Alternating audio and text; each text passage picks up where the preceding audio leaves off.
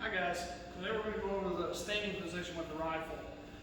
You can review back to the written directions there above me. You can pause it and look at those, but I'm just going to talk you through the standing position with the rifle.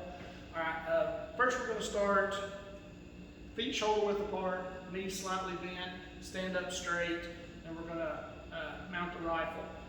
When I say knees slightly bent, I just mean don't lock them, okay? Because if you lock your knees while you're standing there, blood flow, passing out, the loaded gun's a bad thing. So we're going to get the rifle.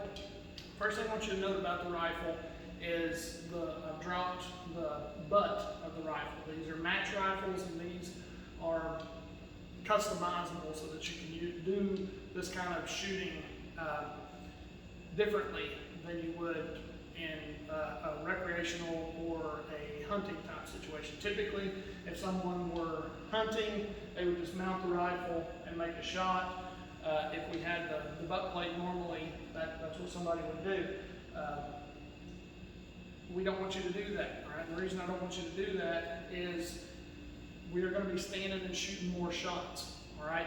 And if you're hunched down on the rifle, one, you're not looking straight through the sight as you should be. Remember we said you want to look straight out of the eye socket, but also you're dipping your head down to the gun. When you do that, it changes the orientation of your inner ear, and that makes your body start to wiggle and sway a lot more. So we want to keep our head upright as much as possible.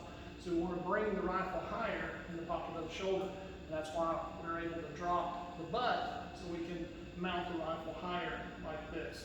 All right, so when we mount the rifle, that's what we're going to want to do. It's a little bit odd in that I'm going to be shooting in that direction, but my toes are pointed towards you, okay?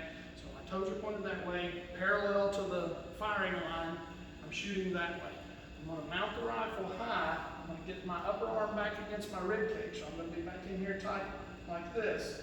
Now, the key to this position is locking up your spine.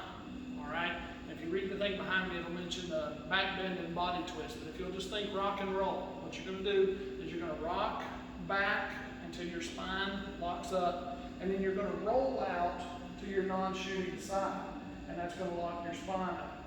Now, to get back to your target, though, you're going to have to adjust your feet until you're back on target, and that's where our natural point of aim is going to come in. And I'm going to shoot another video and show you how you can use natural point of aim from this position, just using your feet. But you got to lock that spine up, because otherwise you're just going to be standing up here and all free floating. But rock and then roll.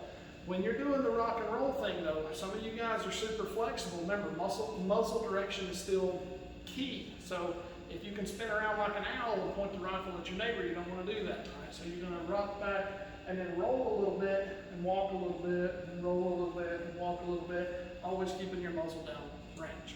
Okay? So I'm going to show you the natural point of aim, how that works with this.